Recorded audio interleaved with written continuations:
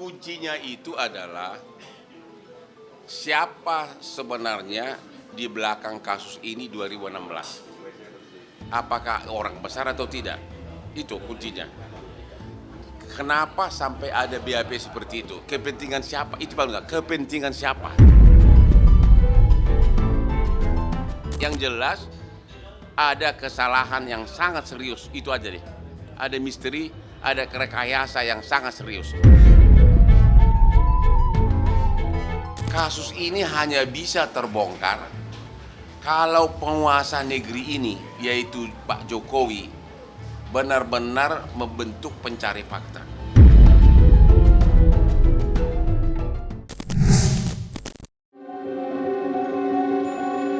Semakin diusut, kasus Vina Cirebon malah semakin kusut. Setiap muncul sosok baru, bersamaan dengan itu pula muncul pertanyaan baru yang membuat kasus ini semakin penuh dengan misteri. Bahkan pengacara sekaliber Hotman Paris sekalipun mulai menyadari bahwa pengusutan kasus kematian Vina yang begitu menggemparkan sedang digiring kepada sesuatu yang jauh dari harapan masyarakat. Kita sebagai kuasa hukum dari keluarga Vina sudah sadar bahwa target satu-satunya dari Polda Jabar hanya membawa Peggy untuk disidangkan. Soal nanti apakah bersalah atau tidak, itu hal lain.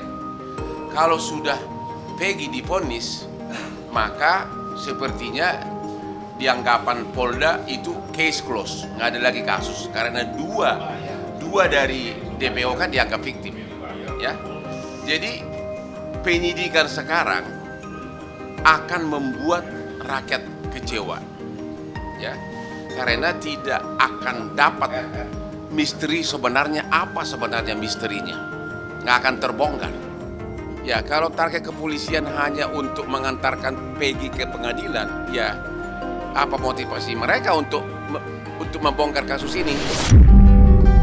Sebagai pengacara yang sudah malang melintang menangani perkara pidana, Hotman Paris akhirnya seperti mengamini rasa pesimisme publik terhadap langkah pihak kepolisian dalam mengusut kejanggalan-kejanggalan yang membentang dari awal penyelidikan hingga kasus ini memantik kontroversi dan polemik yang pelik.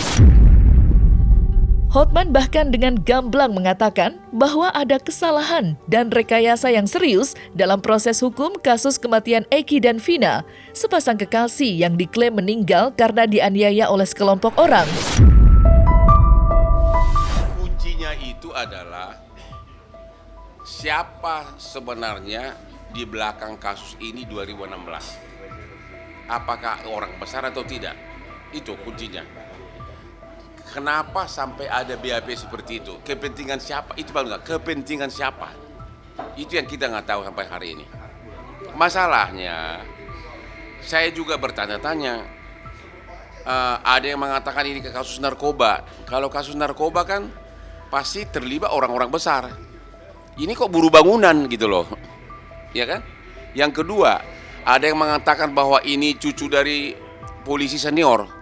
Cuma kalau cucu dari polisi senior, kok geng motornya kok buru-buru bangunan? Ada lagi. Jadi memang ini penuh misteri yang sangat dalam. Jadi tapi kuncinya ini adalah di penyidikan 2016. Kuncinya di situ. Dan kita nggak tahu apa yang terjadi, siapa pelakunya. Nobody knows. Tapi nggak jauh-jauh, mereka lah yang tahu. Mereka lah yang tahu. Penyidik itu tahu bahwa something wrong 2016. Ya kenapa nggak dibongkar gitu loh. Jadi ada misteri lah yang aku nggak bisa tahu. Yang jelas ada kesalahan yang sangat serius. Itu aja deh. Ada misteri, ada rekayasa yang sangat serius. Karena kalau dua BAP bertentangan berarti salah satu pasti salah. Ya kan? Kalau dua BAP isinya bertentangan tentang kejadian yang satu, kejadian yang sama, berarti ada yang salah. Menurut Hotman, sesungguhnya simpul-simpul kunci untuk membongkar kasus ini sudah sangat jelas dan terang benderang. Salah satunya adalah keberadaan Ibtu Rudiana yang pada saat kejadian menjabat sebagai Polsek Kapetakan Cirebon. Selain Rudy, seluruh penyidik yang bertugas membuat berita acara pemeriksaan atau BAP 8 terpidana pada 2016 juga harus dipanggil untuk dimintai keterangan. Kunci pertama yang harus diperiksa adalah penyidik di tahun 2016 dan seluruh jajaran atasannya. Ya. Penyidik di tahun 2016 dan seluruh jajarannya. Itu satu. Itu misterinya di situ. Kalau itu nggak dibongkar, kasus Vina tidak akan terbongkar. Kasus yang perlu dibongkar yang kedua adalah Pak Rudiana. Pak Rudiana itu adalah ayah almarhum Eki. Begitu kita ditunjuk oleh keluarga Vina, saya langsung bikin postingan di Instagram minta ketemu dengan Pak Rudiana. Bahkan nomor WA-nya pun saya WA, tapi tidak digubris. Sebagai seorang ayah yang kematian anak, apabila benar Peggy pelakunya tertangkap, apabila pelaku pembunuh anaknya tertangkap, harusnya teriak dong. Ini malah bersembunyi dari kita, nggak mau ketemu. Sesudah 3 minggu lebih, kurang lebih 1 minggu lalu, tiba-tiba ada oknum dari Bareskrim mengaku utusan dari Pak Rudiana, meminta Pak Rudiana itu minta kita jadi kuasa hukumnya. Tapi dengan catatan seolah-olah Pak Rudiana itu ngakui bahwa Peggy adalah pelakunya. Jadi seolah-olah kita disuruh, lu jadi kuasa hukum gua, tapi dengan syarat Peggy pelakunya. Itu saya tolak. Hotman tidak menutup mata terhadap upaya Polri membawa Ibtu Rudiana untuk diperiksa di Divisi Propam Mabes Polri. Namun dengan konstruksi hukum yang syarat dengan kejanggalan, Hotman juga tidak yakin proses hukum yang dijalankan oleh Divisi Propam atas Ibtu Rudiana benar-benar akan sampai kepada kebenaran dan rasa keadilan para terpidana. Propam itu kan bagian dari kepolisian. Ya kalau kepolisian tidak mau membongkar kejadian 2016, udah segitu lama rakyat protes. Mana hasilnya Propam atas penyidik tahun 2016? Jangan hanya Pak Rudiana yang diperiksa, seluruh penyidik tahun 2016. Kok bisa ada BAP serapi itu? Coba, BAP tahun 2016, 8 pelaku menyatakan ada 11 pelaku. BAP tahun 2014 bertolak belakang. 7 pelaku mengatakan bahwa 2 DPO itu fiktif. Padahal dulu dikatakan itu bukan fiktif. Oke? Itu satu. Kan bertolak belakang kan, padahal yang dulu kan sudah putusan final pengadilan. Yang kedua, 5 pelaku di 2024 menyatakan Peggy bukan pelaku. Padahal di BAP 2016 disebut Peggy pelaku. Cuma Peggy yang mana? Nah, jadi kan pertentangan semuanya. Jadi dari segi bahwa ini ada misteri, ada pelanggaran hukum, ada misteri yang belum terbongkar, itu udah pasti. Cuma siapa pelakunya itu yang kita ini swasta nggak bisa. Mau si Widya mau si hantu mau si apa nggak akan bisa. Ini harus penguasa tertinggi negeri ini. Pekatnya misteri yang menyelimuti jalan menuju kebenaran dan keadilan dalam kasus Vina membuat Hotman yakin bahwa kasus ini tidak akan terbongkar dengan cara yang normatif. Dengan mempertimbangkan ganjalan yang ada, ayah 3 orang anak itu menegaskan bahwa hanya ada 1 orang di negeri ini yang bisa membuat kasus Vina terbongkar sampai ke akarnya. Lantas, siapakah sosok Digdaya yang dimaksud oleh Hotman Paris? Saya sudah berkali-kali dan pertama kali mengatakan kasus ini hanya bisa terbongkar kalau penguasa negeri ini, yaitu Pak Jokowi, benar-benar membentuk pencari fakta. Pencari fakta yang mana? 1, misteri BAP tahun 2016. Kenapa ada BAP begitu rapi? Begitu rapi BAP-nya, semua peran masing-masing ada, DPO juga ada semuanya, begitu rapi. Seolah-olah bayangkan masa 8 orang pelaku mengingat semua jenis motor, bahkan sampai waktu pun pelaku ada yang mengatakan saya jatuh ke paha, ada yang mengatakan aku yang panen duluan. Itu BAP-nya sangat rapi. Ya, kalau itu fiktif, ya, kok bisa ada BAP serapi itu? Seluruh Instagram, seluruh TikTok, siapa nama cewek itu siapa?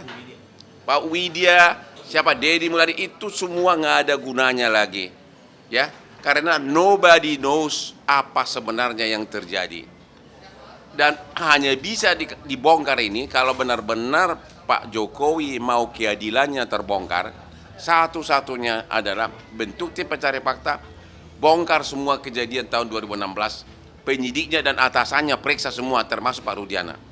Dan harus benar-benar, karena di sini ada dua kepentingan. Polisi sepertinya kepentingannya ya yang penting kasusnya Peggy dibawa ke pengadilan selesai. Nggak ada ambisi lain untuk mengungkap misteri sebenarnya.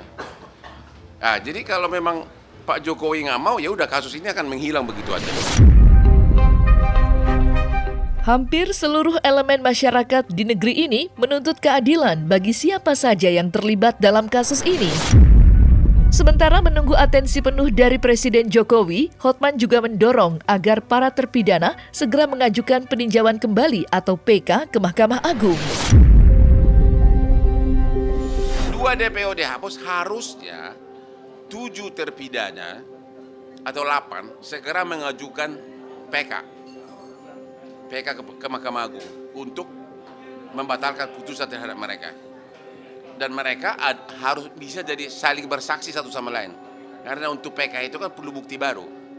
Ya, perlu mereka. Makanya saya bilang kuasa-kuasa hukumnya yang bicara PK ini harus didatangkan terpidana ini. Jadi kalau 1 mengajukan PK, 6 jadi saksi. Itu. Jadi mereka saling giliran. Tanpa itu PK-nya berat. Karena apa? Hakim PK, hakim kasasi kan bekerja berdasarkan berita acara dan fakta persidangan. Kalau hanya ngomongan medsos nggak cukup, penelitian Widya nggak cukup, penelitian saya nggak cukup. Harus untuk PK itu kan harus bukti baru resmi diperiksa di pengadilan sebagai bukti baru. Jadi dari 8 orang ini, kalau 1 jadi pemohon PK, 7 jadi saksi. Jadi saling tukar menukar gitu loh. Itu adalah strategi terbagus untuk PK. So, ini kasus terheboh, kasus yang sangat melambangkan buruknya penegakan hukum. Kasus terbanyak rakyat meminta keadilan ke Pak Jokowi. Inilah saatnya. Karena polisi punya konflik of interest, konflik kepentingan. 2016 sampai yang sekarang pelakunya kan BAP kan yang bekerja polisi kan. Jadi dua hal yang saling bertentangan, ya. Jadi dia kan kita khawatir polisi akan melindungi institusinya, anak buahnya. Itu yang makanya saya bilang harus tim pencari fakta dari luar.